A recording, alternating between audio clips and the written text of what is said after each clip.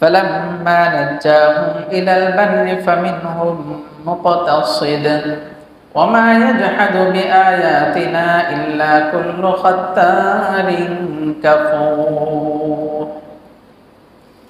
মানুষদের মধ্যে কতক মানুষ শুধু আছে যারা আল্লাহ পাকের কৃতজ্ঞতা প্রকাশ করে, আর কতক মানুষ এমন আছে যারা আল্লাহ পাকের নিদর্শন সমূহ দেখেও তারা অকৃতজ্ঞ হয়ে যায়। খাত্তারিন কাফুর, আল্লাহ পাকের নিয়ামত সমূহ দেখে, দেখার পরেও তারা অস্বীকার করে। এমন মানুষ আছে না নাই? বিপদে পড়লে আল্লাহকে ডাকে, বিপদ চলে গেলে বাঁচাইছে অমুকে, আছে না নাই? আছে। আল্লাহ পাক বলছেন, ইয়া আইয়ুহান নাসুত্তাকু রাব্বাকুম, ও মানুষ সকল তোমরা আমার আল্লাহ রাব্বুল আলামিনকে ভয় করো। ওয়াখশাউ ইয়াওমান লা ইয়াজজি ওয়ালিদুন আন ওয়ালাদি, এমন সময়ের জন্য ভয় করো যে সময়ে আল্লাহ পাক রব্বুল আলামিন ছাড়া তোমাদের আর কেউ তোমাদের পাশে থাকবে না। কিভাবে? ওয়াখশাউ ইয়াওমান লা ইয়াজজি ওয়ালিদুন আন ওয়ালাদি, তোমরা সেদিন ভয় করো, আল্লাহ পাককে ভয় করো। এই জন্য ভয় করবা কারণ কিয়ামতের দিন কঠিন মুহূর্তে একমাত্র আল্লাহ ছাড়া কাউকেই তোমার পাশে পাবে না। না তোমার বাবা তোমার পাশে থাকবে, না তোমার মা তোমার পাশে থাকবে, না তোমার দাদা দাদি সন্তান সন্ততি থাকবে। সূরাতুল আবাসার শেষ অংশে আল্লাহ পাক রব্বুল আলামিন বলেন, ইয়াউমা ইয়াফিরুল মারউ মিন আখিহি ওয়া উম্মিহি ওয়া আবিহি, কিয়ামতের ময়দান যখন কায়েম হয়ে যাবে তখন ভাই ভাইয়ের খোঁজ নিবে না, বাবা সন্তানের খোঁজ নিবে না, মা সন্তানের খোঁজ নিবে না, সন্তান বাবা মায়ের খোঁজ নিবে না। কেন? এই আয়াতে পাকের মধ্যে আল্লাহ পাক রব্বুল আলামিন বুঝাইতে চাইলেন কেন কিয়ামতের ময়দানে বাবা সন্তানের খোঁজ নিবে না, সন্তান বাবার খোঁজ নিবে না। কেন? কারণ তারা তো জানে দুনিয়ার বুকে সন্তানের হক কতটুকু আদায় করছে, সন্তানও জানে বাবার হক সন্তান কতটুকু আদায় করছে। কিয়ামতের ময়দান যখন কায়েম হয়ে যাবে তখন হক যার আদায় না হয়েছে, যে যার হক আদায় না করছে, তার আমলনামায় যত গুনাহ আছে ওই গুনাহগুলো নিয়ে তার হকের যে সওয়াবগুলো আছে সেগুলো তাকে দেওয়া হবে। এমনও তো হাদিসের মধ্যে আপনারা শুনছেন যে একটা শিংওয়ালা ছাগল যদি দুনিয়ার বুকে শিং ছাড়া ছাগলকে খোঁচা দেয় বা ঢিস, আমাদের এলাকার ভাষায় বলে ঢিস মারে, তো কিয়ামতের ময়দানে আল্লাহ পাক রব্বুল আলামিন ওই শিং ছাড়া ছাগল যে দুনিয়ার বুকে খোঁচা খাইছে তাকে কিয়ামতের ময়দানে শিং বানায়া দিবে, যার শিং ছিল তার শিং সরাইয়া দিবে, ওই শিংওয়ালা বানায়া তাকে খোঁচা মারবে, হক আদায় করা। তা আল্লাহ পাক রব্বুল আলামিন বলেন কিয়ামতের ময়দানে সেদিন আমি আল্লাহ ছাড়া তোমার আর কেউ তোমার সাথে থাকার মতো নাই। বাবা থাকবে না, সন্তান থাকবে না। ওয়াখশাউ ইয়াওমান লা ইয়াজসি ওয়ালিদুন আন ওয়ালাদিহি ওয়ালা মাওলুদুন হুয়া জাযিন আন ওয়ালিদিহি শাইআ। আল্লাহ পাক রব্বুল আলামিন বলেন সেই কিয়ামতের দিনকে ভয় করো, যে কিয়ামতের ময়দানে বাবা তোমার কোনো কাজে আসবে না, তোমার বাবা মা তোমার কোনো কাজে আসবে না, তোমার পিতৃতুল্য কেউ তোমার কোনো কাজে আসবে না। ওয়ালা মাওলুদুন হুয়া জাযিন আন ওয়ালিদিহি শাইআ, তুমি বাবা যদি হয়ে থাকো তুমিও সেই দিন তোমার সন্তানের থেকে ভালো কিছু আশা করতে পারবা না, কারণ সেই দিন তোমার সন্তান থেকেও তুমি সামান্য পরিমাণ ফায়দা হাসিল করতে পারবা না। ইন্না ওয়া'দাল্লাহি হাক্কুন, আল্লাহ পাক রব্বুল আলামিন বলেন এই কথাগুলো যে আমি বললাম কিয়ামতের ময়দানে কেউ কোনো কাজে আসবে না, এটা আমি আল্লাহর ওয়াদা, আসলেও আসবে না। ইন্না ওয়া'দাল্লাহি হাক্কুন, নিশ্চয়ই আমি আল্লাহর ওয়াদা হলো সত্য। وقال الله تبارك وتعالى ألم تر أن الفلك تجري في البحر بنعمة الله ليريكم من آياته إن في ذلك لآيات لكل صبار شكور وإذا غشيهم موج كالظلل دعوا الله مخلصين له الدين فلما نجاهم إلى البر فمنهم مقتصد وما يجحد بآياتنا إلا كل ختار كفور يا أيها الناس اتقوا ربكم واخشوا يوما لا يجزي والد عن ولده ولا مولود هو جاز عن والده شيئا إن وعد الله حق فلا تغرنكم الحياة الدنيا ولا يغرنكم بالله الغرور إن الله عنده علم الساعة وينزل الغيث ويعلم ما في الأرحام وما تدري نفس ماذا تكسب غدا وما تدري نفس بأي أرض تموت إن الله عليم خبير صدق الله مولانا العظيم وصدق رسوله النبي الكريم ونحن على ذلك لمن الشاهدين والشاكرين والحمد لله رب العالمين الحمد لله সম্মানিত মুসল্লিয়ানে কেরাম, আমরা সর্বপ্রথম আল্লাহ পাকের দরবারে শুকরিয়া আদায় করছি যে আল্লাহ পাক রব্বুল আলামিন আমাদেরকে আল্লাহ পাকের মহান হুকুম এশার নামাজ জামাতের সাথে আদায় করার পর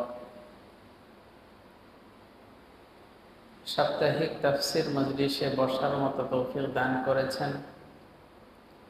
এই জন্য মহান রবের দরবারে শুকরিয়া আদায় করি, বলি আলহামদুলিল্লাহ। দরুদ ও সালাম পেশ করছি সর্বকালের সর্বশ্রেষ্ঠ মহামানব আমাদের নবী বিশ্ব নবী সৈয়দুল আম্বিয়া হযরত মুহাম্মদুর রাসূলুল্লাহ সাল্লাল্লাহু আলাইহি ওয়াসাল্লামের প্রতি, সাহাবায়ে কেরাম, শুহাদায়ে কেরাম, তাবেঈন, তাবে তাবেঈন, খুলাফায়ে রাশিদিন, আইম্মায়ে মুজতাহিদিন সহ পৃথিবীর শুরু থেকে নিয়ে আজ পর্যন্ত যারা যেখানে যে অবস্থায় দ্বীনের জন্য ভূমিকা পালন করেছেন এবং ঈমানের সাথে যাদের মৃত্যু হয়েছে, আমরা আল্লাহ পাকের দরবারে তাদের জন্য জান্নাতের সুউচ্চ মাকাম কামনা করছি। সকলেই বলি আল্লাহুম্মা আমিন। সম্মানিত মুসল্লিয়ানে কেরাম, আমাদের সাপ্তাহিক তাফসীরটা দীর্ঘদিন বন্ধ ছিল। এরপরে গত সপ্তাহের আগের সপ্তাহে তাফসীর শুরু করেছিলাম, কিন্তু তাফসীর করে বাসায় যাওয়ার পরে আমি অসুস্থ হয়ে পড়ি, এজন্য গত সপ্তাহের তাফসীর হয় নাই। ইনশাআল্লাহ এখন থেকে প্রতি সপ্তাহেই হবে। আমরা যে সূরার তাফসীর চলছিল আমাদের, সেটা হলো সূরাতুল লুকমান। আমরা গত 4টা পর্বে সূরা লুকমানের তাফসীর শুনেছি। আজকে সর্বশেষ আজকের অংশের মধ্যে আল্লাহ পাক রব্বুল আলামিন বিশেষ কয়েকটি গুণের কথা উল্লেখ করেছেন। 5টি এমন বিষয়ের কথা উল্লেখ করেছেন যে বিষয়গুলোর জ্ঞান একমাত্র আল্লাহ ছাড়া আর কারো কাছে নাই। এই পাঁচটি বিষয়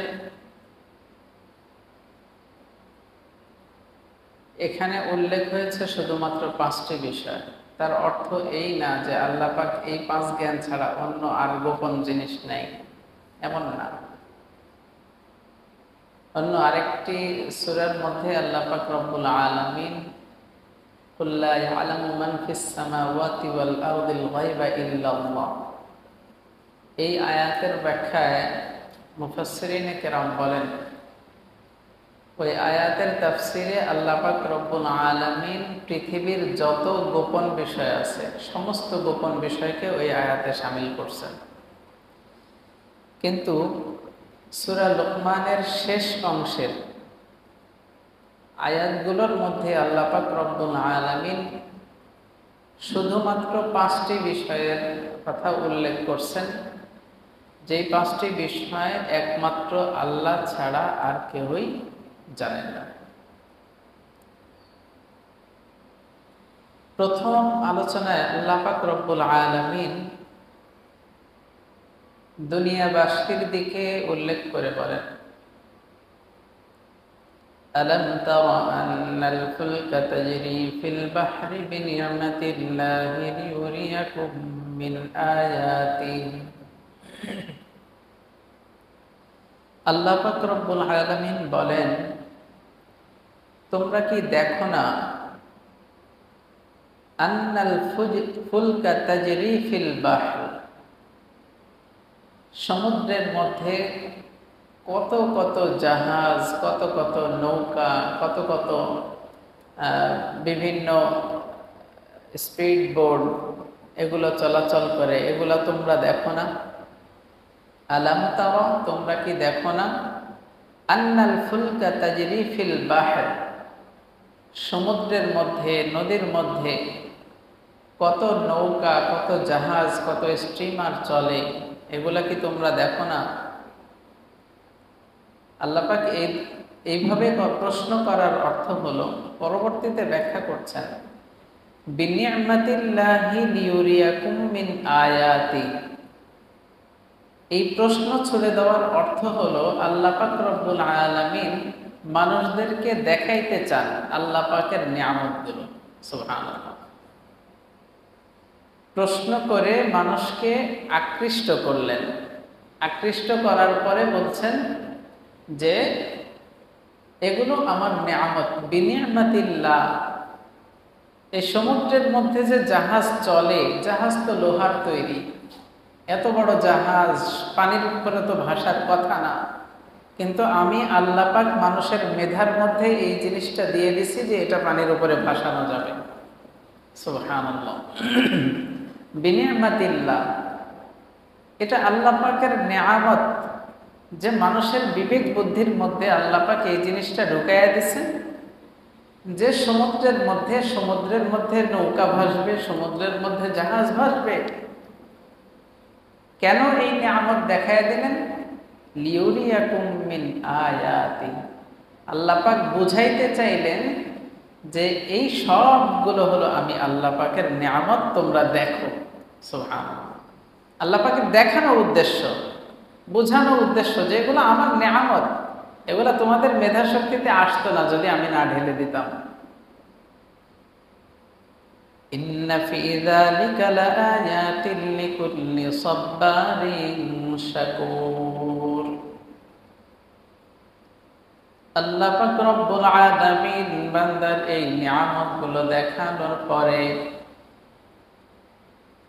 আল্লাহ পাক রব্বুল আলামিন বলেন, নিশ্চয়ই এই নিদর্শন সমূহ, এই নিয়ামত সমূহ লিকুল্লি সাব্বারিন শাকুর, শুধুমাত্র তারাই দেখতে পাবে, তারাই বুঝতে পারবে যারা ধৈর্যশীল এবং কৃতজ্ঞ। সুবহানাল্লাহ। সমুদ্রের মধ্যে জাহাজ চলতেছে, আমরা চলতেছি, কিন্তু কখনো মাথায় আসে না যে এটা কিভাবে চলতেছে, কে এই বুদ্ধি ঢুকাইয়া দিল। আল্লাহ পাক রব্বুল আলামিন বলছেন এটা যে আমার নিয়ামত এটা বুঝতে চায় না। এটা বুঝে না। আমি তো দেখাইতে চাই, আমার নিয়ামতগুলো দেখায়া তাদের মেধা শক্তি আর একটু ক্লিন করতে চাই। ইন্না ফি যালিকা লাআয়াতিন লিকুল্লি সাব্বারিন শাকুর। আল্লাহ পাক বলছেন যে এই নিয়ামতগুলোর ব্যাপারে শুধুমাত্র তারাই চিন্তা গবেষণা করবে যারা ধৈর্যশীল, আল্লাহ পাকের যে কোনো বিষয়ে ধৈর্য ধারণ করে এবং আল্লাহ পাকের দেওয়া সব কিছুতে তারা কৃতজ্ঞতা প্রকাশ করে। সুবহানাল্লাহ। ওই সমস্ত ব্যক্তিরা বুঝবে, চিন্তা ভাবনা করবে। সমুদ্রের মধ্যে যত জাহাজ চলে, জাহাজের নাবিক যারা থাকে, ক্যাপ্টেন যারা থাকে, তাদের মধ্যে একজনের সাথে আমার অনেক আগে দেখা হয়েছে এবং আমার সাথে কথাও হয়েছে। তো ওনাকে একবার জিজ্ঞেস করছিলাম, মানে উনি নিজের থেকেই চাকরি করতে চান না। আমি বলি, কেন? আপনি এত ভালো একটা কাজ পায়ও আপনি কেন করতে চান না? উনি বলে যে আমি যে ওই কাজটা করতে চাই না তার কারণ হলো, সমুদ্রের মধ্যে আমরা যখন চলি, সমুদ্রের মধ্যে যখন বিশাল বিশাল ঢেউগুলো আসে, আমরা যত ভালো নাবিকই হই না কেন, ওই মৃত্যুর ভয়টা আমাদের ভিতরে তখন কাজ করে। যা, এখানে যদি একটু উতাল পাতাল হয়ে যায় তাহলে কি হবে, এই ভয়টা আমাদের ভিতরে কাজ করে। যত ভালো নাবিকই হোক না কেন তার ভিতরে এই কাজটা করে। তো বলার উদ্দেশ্য হলো, আল্লাহ পাক রব্বুল আলামিন ওই সমুদ্রের ভিতরে এত বড় বড় ঢেউ রাখছেন, এর মধ্যে দিয়েও সমুদ্রের মধ্যে জাহাজ চালাচ্ছেন। এটা মানুষের মেধা শক্তির মধ্যে আল্লাহ পাক ঢুকাইয়া দিয়েছেন। এর পরের আয়াতে আল্লাহ পাক রব্বুল আলামিন বলেন, وَإِذَا غَشِيَهُم مَّوْجٌ كَالظُّلَلِ دَعَوُا اللَّهَ مُخْلِصِينَ لَهُ الدِّينَ। এখানে মানুষের একটা চরিত্রের কথা বলছেন। وَإِذَا غَشِيَهُم مَّوْجٌ كَالظُّلَلِ دَعَوُا اللَّهَ مُخْلِصِينَ لَهُ الدِّينَ। ওই সমুদ্রের মধ্যে যখন মানুষরা চলাচল করে, জাহাজের মধ্যে চলাচল করে, সমুদ্রের মধ্যে চলতে গিয়ে যখন বড় বড় ঢেউগুলো আসবে অন্ধকারের মতো হয়ে, যখন মেঘাচ্ছন্ন আকারে যখন সামনের দিক থেকে ঢেউগুলো আসে, তখন মনের ভিতরে বিভিন্ন ধরনের জল্পনা কল্পনা আসে, এই ঢেউ বুঝি আমাদেরকে টলায়া দেয়। আল্লাহ পাকের বক্তব্য, এটা আমার কথা না। وَإِذَا غَشِيَهُم مَّوْجٌ كَالظُّلَلِ دَعَوُا اللَّهَ।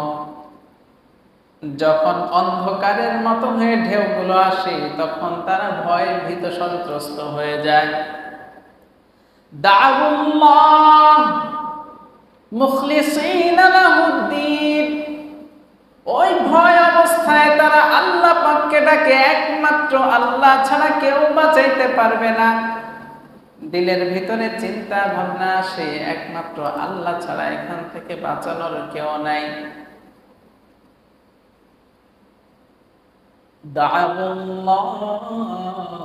শুধু আল্লাহকে ডাকে তাই না, মুখলিসিনা লাহুদ্দিন, এবং খালেস দিলে ডাকে।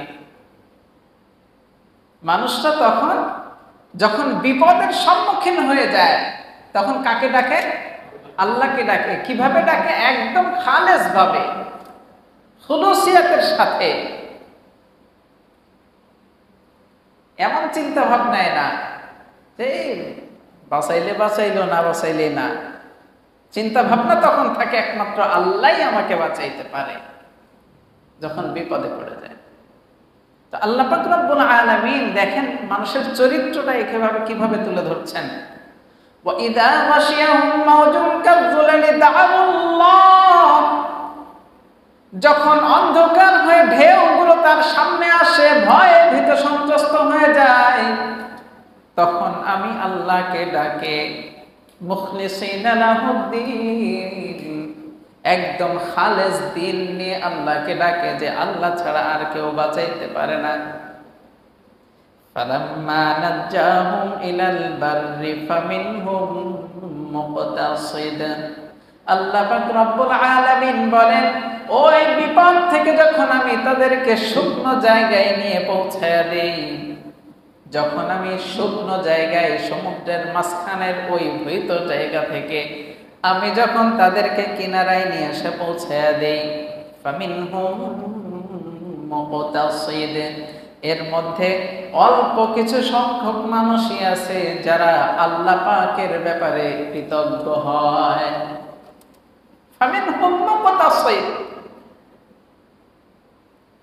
অল্প কিছু মানুষ যারা আল্লাহ পাকের কৃতজ্ঞতা প্রকাশ করে যে আল্লাহ আমাদেরকে বাঁচাইছে। ওই অবস্থাতে অনেক মানুষের মনের ভিতরে এই চিন্তা ভাবনা থাকে, আজকের নাবিকটা খুব ভালো ছিল, যদি জাহাজের নাবিকটা ভালো না হইতো তাহলে আমাদেরকে ডুবা ছাড়া আর কোনো উপায় ছিল না। দেখেন আল্লাহ পাক মানুষের চরিত্রের কথা বলছেন যে মানুষ যখন বিপদে পড়ে তখন আমাকে ডাকে, যখন বিপদ থেকে উদ্ধার আমি করি তখন বলে যে অমুকে এটা করছে, অমুকে বাঁচাইছে, অমুকে এটা করছে। মানুষের চরিত্র। فَلَمَّا نَجَّاهُمْ إِلَى الْبَرِّ فَمِنْهُمْ مُقْتَصِدٌ وَمَا يَجْحَدُ بِآيَاتِنَا إِلَّا كُلُّ خَتَّارٍ كَفُورٍ। মানুষদের মধ্যে কতক মানুষ শুধু আছে যারা আল্লাহ পাকের কৃতজ্ঞতা প্রকাশ করে, আর কতক মানুষ এমন আছে যারা আল্লাহ পাকের নিদর্শন সমূহ দেখেও তারা অকৃতজ্ঞ হয়ে যায়। খাত্তারিন কাফুর, আল্লাহ পাকের নিয়ামত সমূহ দেখে, দেখার পরেও তারা অস্বীকার করে। এমন মানুষ আছে না নাই?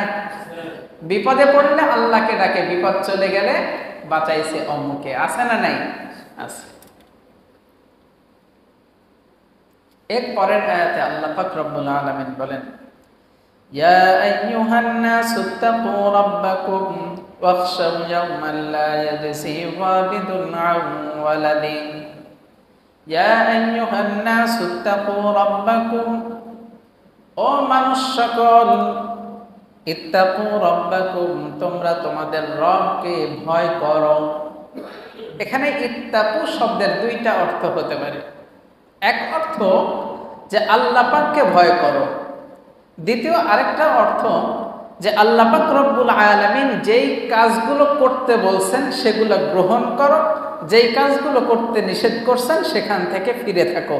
এই দুইটা অর্থ হতে পারে। তো এক কথায় আল্লাহ পাককে ভয় করতে হবে, ভয় করার মতো। আল্লাহ পাক বলছেন, ইয়া আইয়ুহান নাসু তাকু রাব্বাকুম, ও মানুষ সকল, তোমরা আমার আল্লাহ রব্বুল আলামিনকে ভয় করো। ওয়াখশাউ ইয়াওমান লা ইয়াজসি ওয়ালিদুন আন ওয়ালাদি, এমন সময়ের জন্য ভয় করো যে সময় আল্লাহ পাক রব্বুল আলামিন ছাড়া তোমাদের আর কেউ তোমাদের পাশে থাকবে না। কিভাবে?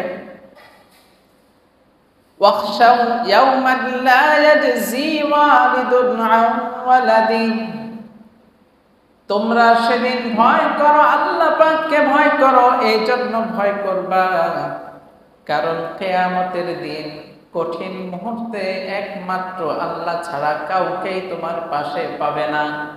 না তোমার বাবা তোমার পাশে থাকবে, না তোমার মা তোমার পাশে থাকবে, না তোমার দাদা দাদি সন্তান সন্ততি থাকবে। সূরাতুল আবাসার শেষ অংশে আল্লাহ পাক রব্বুল আলামিন বলেন, ইয়াউমা ইয়াফিরুল মারউ মিন আখিহি ওয়া উম্মিহি ওয়া আবিহি, কিয়ামতের ময়দান যখন কায়েম হয়ে যাবে তখন ভাই ভাইয়ের খোঁজ নিবে না, বাবা সন্তানের খোঁজ নিবে না, মা সন্তানের খোঁজ নিবে না, সন্তান বাবা মায়ের খোঁজ নিবে না। কেন? এই আয়াতে পাকের মধ্যে আল্লাহ পাক রব্বুল আলামিন বুঝাইতে চাইলেন কেন কিয়ামতের ময়দানে বাবা সন্তানের খোঁজ নিবে না, সন্তান বাবার খোঁজ নিবে না। কেন? কারণ তারা তো জানে দুনিয়ার বুকে সন্তানের হক কতটুকু আদায় করছে, সন্তানও জানে বাবার হক সন্তান কতটুকু আদায় করছে। কিয়ামতের ময়দান যখন কায়েম হয়ে যাবে তখন হক যার আদায় না হয়েছে, যে যার হক আদায় না করছে, তার আমল নামায় যত গুনাহ আছে ওই গুনাহগুলো নিয়ে তার হকের যে সওয়াবগুলো আছে সেগুলো তাকে দেওয়া হবে। এমনও তো হাদিসের মধ্যে আপনারা শুনছেন যে একটা শিংওয়ালা ছাগল যদি দুনিয়ার বুকে শিং ছাড়া ছাগলকে খোঁচা দেয় বা ঢিস, আমাদের এলাকার ভাষায় বলে ঢিস মারে, তো কিয়ামতের ময়দানে আল্লাহ পাক রব্বুল আলামিন ওই শিং ছাড়া ছাগল যে দুনিয়ার বুকে খোঁচা খাইছে তাকে কিয়ামতের ময়দানে শিং বানায়া দিবে, যার শিং ছিল তার শিং সরাইয়া দিবে, ওই শিংওয়ালা বানায়া তাকে খোঁচা মারবে, হক আদায় করাবে। তা আল্লাহ পাক রব্বুল আলামিন বলেন কিয়ামতের ময়দানে সেদিন আমি আল্লাহ ছাড়া তোমার আর কেউ তোমার সাথে থাকার মতো নাই। বাবা থাকবে না, সন্তান থাকবে না। ওয়াখশাউ ইয়াওমান লা ইয়াজসি ওয়ালিদুন আন ওয়ালাদিহি ওয়ালা মাওলুদুন হুয়া জাযিন আন ওয়ালিদিহি শাইআ। আল্লাহ পাক রব্বুল আলামিন বলেন সেই কিয়ামতের দিনকে ভয় করো, যে কিয়ামতের ময়দানে বাবা তোমার কোনো কাজে আসবে না, তোমার বাবা মা তোমার কোনো কাজে আসবে না, তোমার পিতৃতুল্য কেউ তোমার কোনো কাজে আসবে না। ওয়ালা মাওলুদুন হুয়া জাযিন আন ওয়ালিদিহি শাইআ। তুমি বাবা যদি হয়ে থাকো তুমিও সেই দিন তোমার সন্তানের থেকে ভালো কিছু আশা করতে পারবা না, কারণ সেই দিন তোমার সন্তান থেকেও তুমি সামান্য পরিমাণ ফায়দা হাসিল করতে পারবা না। ইন্না ওয়া'দাল্লাহি হাক্কুন। আল্লাহ পাক রব্বুল আলামিন বলেন এই কথাগুলো যে আমি বললাম কিয়ামতের ময়দানে কেউ কোনো কাজে আসবে না, এটা আমি আল্লাহর ওয়াদা, আসলেও আসবে না। ইন্না ওয়া'দাল্লাহি হাক্কুন। নিশ্চয়ই আমি আল্লাহর ওয়াদা হলো সত্য।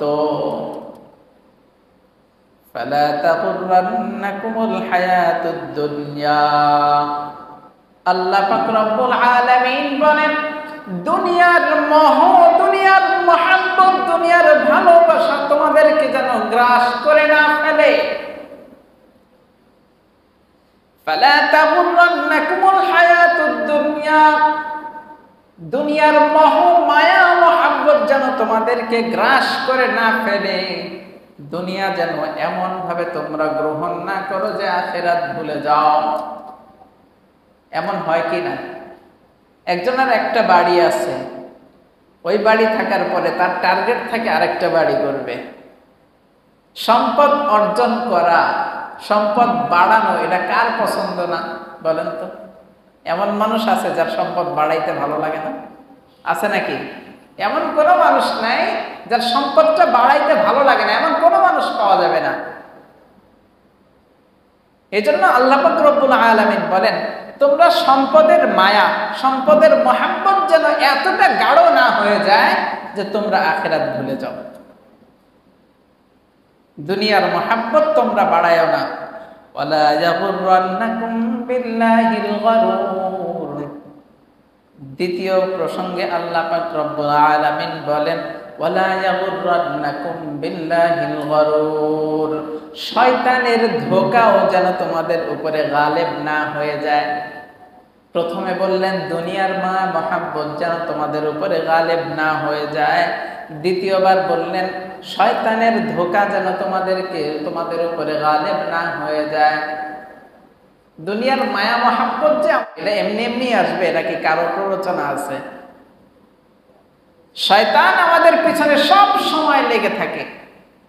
সূরা আরাফের এক আয়াতে শয়তান আল্লাহ পাকের সাথে চ্যালেঞ্জ করছিল, সুম্মা লাআতিয়ান্নাহুম মিন বাইনি আইদিহিম ওয়া মিন খালফিহিম ওয়া আন আইমানিহিম ওয়া আন শামাইলিহিম ওয়া লা তাজিদু আকসারাহুম শাকিরিন। শয়তান আল্লাহ পাকের সাথে চ্যালেঞ্জ করে বলে আমি ডান দিক থেকে আপনার বান্দাকে ধোঁকা দিব, আমি বাম দিক থেকে আপনার বান্দাকে ধোঁকা দিব, আমি সামনে থেকে, আমি পিছন থেকে, চতুর্দিক থেকে আমি আপনার বান্দাকে ধোঁকা দিব। ধোঁকায় ফেলে আমি এমন অবস্থায় বান্দাকে নিয়ে যাব আপনার একজন বান্দাও পাবেন না যে আপনার কৃতজ্ঞতা প্রকাশ করে। নাউযুবিল্লাহ। এজন্য আল্লাহ পাক রব্বুল আলামিন বলেন, ওয়ালা ইয়াগুররান্নাকুম বিল্লাহিল গারুর, শয়তানের ধোঁকাও যেন তোমাদের উপরে গায়েব না হয়ে যায়। আল্লাহ।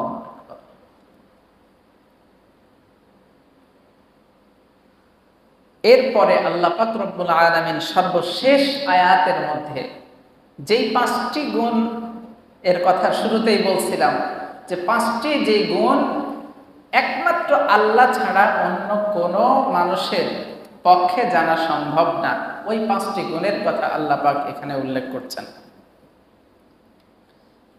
আল্লাহ পাক রব্বুল আলামিন বলেন, ইন্নাল্লাহা ইনদাহু ইলমুস সাআহ, নিশ্চয়ই একমাত্র কিয়ামত কখন হবে, কবে হবে, কোন সময় হবে, আমি আল্লাহ ছাড়া আর কেউ জানে না।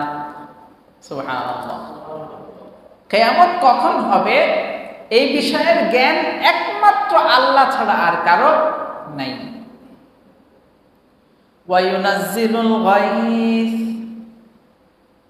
2 নাম্বার আল্লাহ পাক রব্বুল আলামিন বলেন, বৃষ্টি কখন হবে, কোন জায়গায় হবে, কোথায় কোথায় হবে, কোন সময় হবে, এই জিনিসের ইলম একমাত্র আমি ছাড়া আর কারো কাছে নাই।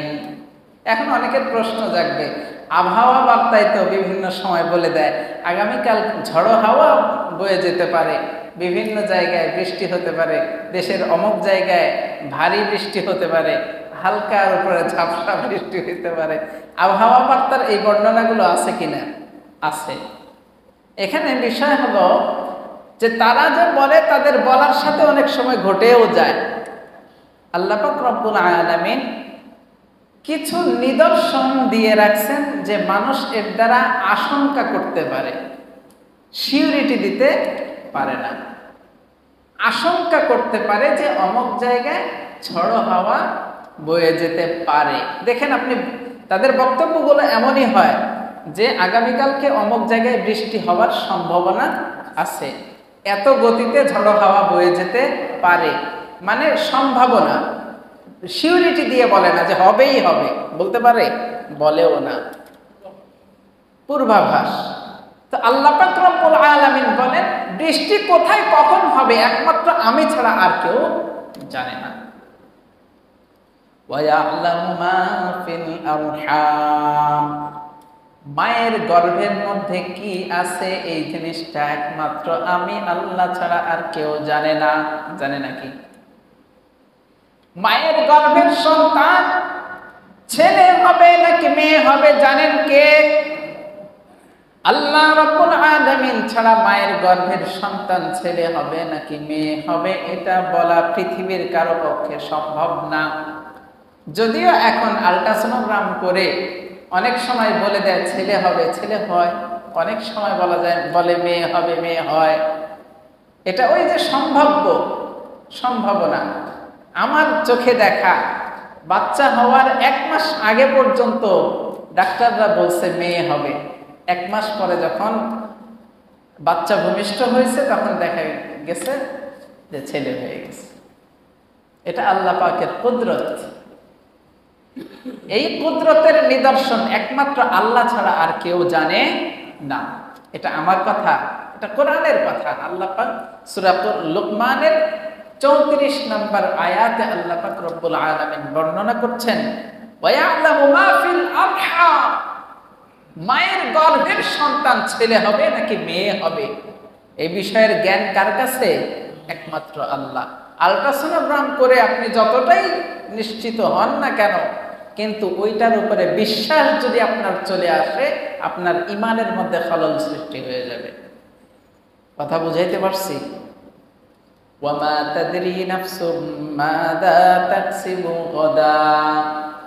4 নম্বর বিষয় হলো আল্লাহ পাক রব্বুল আলামিন বলেন, আগামীকালকে মানুষের ভাগ্যে কি লেখা আছে না আছে এটা একমাত্র আমি আল্লাহ ছাড়া আর কেউ জানে না। জানে নাকি? টার্গেট তৈরি করতে পারে, আগামীকাল সেন্ট মার্টিন যাব, আগামীকালকে অমুক জায়গায় যাব, আগামীকালকে এই প্রোগ্রামে অ্যাটেন্ড করব, আগামীকালকে আমি হসপিটালে যাব, প্রোগ্রাম করতে পারে, কিন্তু বাস্তবতা আল্লাহ পাকের হাতে। আল্লাহ পাক যেভাবে তাকে চালাবেন সেইভাবেই চলতে হবে। অনেক সময় দেখা যায় আমরা প্ল্যান করে রাখি আগামীকাল সকালবেলা এক জায়গার উদ্দেশ্যে রওনা দিব, হঠাৎ করে রাত্রে কোনো কারণে সেই প্রোগ্রামটা ক্যান্সেল হয়ে যায়, হয় কি না? তার মানে বোঝা গেল আগামীকালকের জ্ঞান একমাত্র আল্লাহ ছাড়া কারো কাছে নাই। বাকি থাকলো কয়টা? একটা। আল্লাহ পাক রব্বুল আলামিন বলেন, ওয়া মা তাদরি নাফসুম বিআইয়ি আরদিন তামুত। আল্লাহ পাক রব্বুল আলামিন বলেন, মানুষের মৃত্যু কখন হবে এই বিষয়টা কার জানা? একমাত্র আল্লাহ। মানুষ কোথায় মৃত্যুবরণ করবে, কখন মৃত্যুবরণ করবে, দেশে নাকি বিদেশে, জানেন কি? আল্লাহ পাক রব্বুল আলামিন দুনিয়ার মানুষকে জানিয়ে দিলেন মৃত্যু কার কোন জায়গায় লেখা আছে, কখন লেখা আছে, এই জিনিসের জ্ঞান ইলম একমাত্র আমি আল্লাহ ছাড়া আর কারো জানা নাই। গত ৩-৪ দিন আগে গোপীবাগ রেলগেটের পাশে একটা ছেলে ট্রেনে কাটা পড়ছে, আপনারা তো জানেন। ৩-৪ দিন আগে মাগরিবের পর হয়তো। ওই ছেলে কল্পনাও তো করে নাই যে আমি দৌড় দিয়ে রেল লাইনটা পার হইতে পারবো না, এই কল্পনাও তো করে না। ও তো ভাবছে যে আমি পার হয়ে যাব, কিন্তু ওইখানে তার মৃত্যু ঘটে গেছে, একেবারে 2 টুকরা হয়ে গেছে। মৃত্যুর নিকট মুহূর্ত গেলেও আমরা বলতে পারি না এই মুহূর্তে আছে না নাই। আমাদের সাথী জুবাইর ভাই, বাড়ি মুক্তাগাছা, ময়মনসিংহ, একসাথে পড়াশোনা করছি। বাড়িতে গেলেন, কিছুদিনের মাথায় হঠাৎ করে অসুস্থ হয়ে পড়ছেন, মেরুদণ্ডের হাড্ডির মধ্যে একটু ব্যথা ব্যথা অনুভব করে, হঠাৎ করে জ্বরের পরেই আল্লাহ পাক নিয়ে গেছে। আল্লাহ পাক জান্নাতুল ফিরদাউস নসিব করেন। খুবই ভালো মানুষ ছিলেন। তো আমার বলার উদ্দেশ্য হলো, মৃত্যু কার কখন আসবে কেউ কল্পনা করতেও পারবে না। সুস্থ মানুষ, গত মাস 2-3 আগে রেলগেটের পাশেই বাসার ভাইয়ের দোকান, আপনারা অনেকে চিনেন হয়তো, বাসার ভাইয়ের দোকানের সামনে একই রুমে থাকতো। দোকানের সামনে রাসেল নামের একজন ভাই দাঁড়ায় দাঁড়ায় কথা বলতেছে। দোকানের সামনে কাদা ছিল, কাদা, প্যাক কাদা, দাঁড়ায় দাঁড়ায় কথা বলতেছে, হঠাৎ করে পড়ে গেছে। পড়ে যাওয়ার সাথে সাথে চেহারা নীল হয়ে গেছে। মুগদা হসপিটালে নিয়ে গেছে, মৃত, যে আরো 10-15 মিনিট আগেই মারা গেছে। সুস্থ মানুষ, গরমের মধ্যে বাইরে একটু বাতাস খাইতে আসছে, যে একটু দাঁড়ায় কথাবার্তা বলে রুমে যায় ঘুমাবে, প্রস্তুতি নিয়ে আসছে, কিন্তু তার হায়াত ওই পর্যন্ত। তো মৃত্যুর খবর একমাত্র কে জানেন? 5টি বিষয়ের জ্ঞানের কথা এখানে আল্লাহ পাক বললেন। অন্য আয়াতে কুল্লা ইয়ালামু মান ফিস সামাওয়াতি ওয়াল আরদিল গায়বা ইল্লাল্লাহ, যাবতীয় গোপন জ্ঞান সবকিছু কার কাছে? আল্লাহ পাক। ওই আয়াতের মধ্যে সমস্ত জ্ঞানের কথা উল্লেখ করছেন, কিন্তু এখানে শুধুমাত্র 5টি বিষয় উল্লেখ করছেন। 1 নাম্বার বিষয় কি ছিল? কিয়ামত কখন হবে, কবে হবে, এটা আল্লাহ পাকের ইলমে আছে। বৃষ্টি কখন, কোথায় হবে, কিভাবে হবে, ভারী নাকি হালকা, এটা কার জ্ঞানে আছে? আল্লাহ পাকের। ওয়া ইয়ালামু মা ফিল আরহাম, মায়ের গর্ভের মধ্যে সন্তান ছেলে হবে না মেয়ে হবে, সন্তান সুস্থ হবে না অসুস্থ হবে, এই জ্ঞান কার কাছে আছে? আল্লাহ পাকের। ওয়া মা তাদরি নাফসুম মাযা তাকসিবু গাদা, আগামীকালকে কি ঘটবে, ভালো নাকি মন্দ, কোথায় যাইতে পারবো নাকি না পারবো না, এই জ্ঞান কার কাছে আছে? আল্লাহ পাকের। ওয়া মা তাদরি নাফসুম বিআইয়ি আরদিন তামুত, আমার মৃত্যু কখন হবে এই বিষয়ের জ্ঞান কার কাছে আছে? আল্লাহ পাকের কাছে। হযরত ইমাম মালিক রাহমাতুল্লাহি আলাইহি, হযরত ইমাম মালিক রাহমাতুল্লাহি আলাইহি তিনি হাদিসের দর্সের মধ্যে ছিলেন, হাদিসের ক্লাসে ছিলেন। হঠাৎ করে চেহারা নীল হয়ে গেছে। ছাত্ররা জিজ্ঞেস করলেন, হুজুর আপনার কি হয়েছে? ক্লাস শেষে জিজ্ঞেস করলেন আপনার কি হয়েছে? একজন ছাত্র গিয়ে হুজুরের পিছন দিকে গিয়ে দেখে পিঠের মধ্যে বিচ্ছু কামড় দিছে। পিঠের মধ্যে কিসে কামড় দিছে? বিচ্ছু কামড় দিছে। তো ছাত্ররা বললেন যে হুজুর বিচ্ছু কামড় দিছে, আপনি তো ব্যথা অনুভব করছেন, আমাদেরকে বলতে পারতেন। তখন জবাব দিয়েছেন যে আল্লাহ, কোরআনে কারীম যখন তিলাওয়াত করা হয় তখন সরাসরি আল্লাহ পাকের সাথে কথা বলা হয়, আর যখন হাদিস পাঠ করা হয় তখন সরাসরি রাসূলের সাথে কথা বলা হয়। তো আমি আল্লাহ পাকের কালামও এখানে আছে, হাদিসে পাকের কথাও এখানে আছে, তো আমি সরাসরি নবীজির সাথে কথা বলতে গিয়ে যদি হুট করে উঠে যায়, আমার এটা বেয়াদবি হবে। হাদিসের প্রতি তাদের সম্মান কেমন ছিল! এই সম্মান থাকার কারণে একবার রাত্রেবেলা স্বপ্ন যোগে দেখছেন ইমাম মালিক রহমতুল্লাহি আলাইহি রাসূলুল্লাহ সাল্লাল্লাহু আলাইহি ওয়াসাল্লামকে স্বপ্ন যোগে দেখছেন। স্বপ্ন যোগে দেখার পর ইমাম মালিক রহমতুল্লাহি আলাইহি রাসূল আকরাম সাল্লাল্লাহু আলাইহি ওয়াসাল্লামকে জিজ্ঞেস করলেন, হে আল্লাহর হাবিব, আপনি আমাকে বলে দেন আমি আগামীকালকে বাঁচবো নাকি বাঁচবো না। যদি আমাকে বলে দিতে পারেন যে আমি আগামীকালকে বাঁচবো নাকি বাঁচবো না, যদি বাঁচি তাহলে আমি আল্লাহর ঘরে উমরা করার জন্য, আল্লাহর ঘর জিয়ারত করার জন্য যাব। আর যদি বলেন আমি বাঁচবো না, তাহলে আমার মনের ইচ্ছা আমি মদিনায় মৃত্যুবরণ করব, আমি আর কোথাও যাইতে চাই না। আল্লাহর হাবিব সাল্লাল্লাহু আলাইহি ওয়াসাল্লাম ইমাম মালিক রাহমাতুল্লাহি আলাইহির দিকে হাত ইশারা করে 5টা আঙ্গুল দেখাইছেন। কয়টা আঙ্গুল? 5টি আঙ্গুল দেখায়া বল, আর কোনো কথা বলেন নাই, শুধুমাত্র 5টা আঙ্গুল দেখাইছেন। ইমাম মালিক রাহমাতুল্লাহি আলাইহি ঘুম ভাঙার পরে টেনশনে পড়ে গেছেন যে 5টা আঙ্গুল দেখায়া কি বুঝাইতে চাইলেন। আমি আল্লাহর হাবিবকে জিজ্ঞেস করলাম আমি কয়দিন বাঁচবো, আগামী দিনগুলো আমি বাঁচবো কি বাঁচবো না, নাকি কতক্ষণ সময় আমি বাঁচবো, এই বিষয়ে জিজ্ঞেস করলাম। আল্লাহর হাবিব আমাকে 5টা আঙ্গুল দেখায়া কি বুঝাইতে চাইলেন বুঝি না।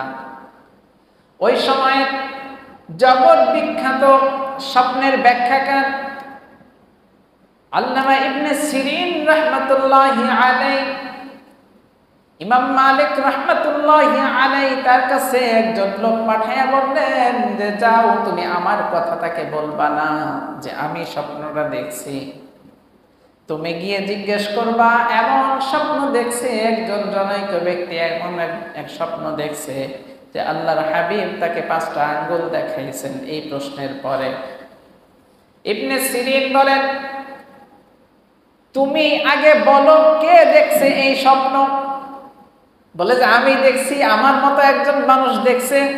বলে না না, হতেই পারে না, তোমার মতো ওই 13 নম্বর লোক এই স্বপ্ন দেখতে পারে না, তুমি আমাকে বলো স্বপ্নটা দেখছে কে। তখন বললেন যে আমার নিষেধ করেছেন আমি যেন তার নামটা না বলি। ইবনে সিরিন রাহমাতুল্লাহি আলাইহি বলেন, আমি যদি আমাকে সব লোকের নাম না বলো তাহলে আমি স্বপ্নের ব্যাখ্যাও বলবো না। তখন বলে আমি অনুমতি নিয়ে আসি। আবার মালিক রাহমাতুল্লাহি আলাইহির কাছে গেলেন, যাবার পরে বললেন আপনার নাম বলা ছাড়া স্বপ্নের ব্যাখ্যা বলবে না।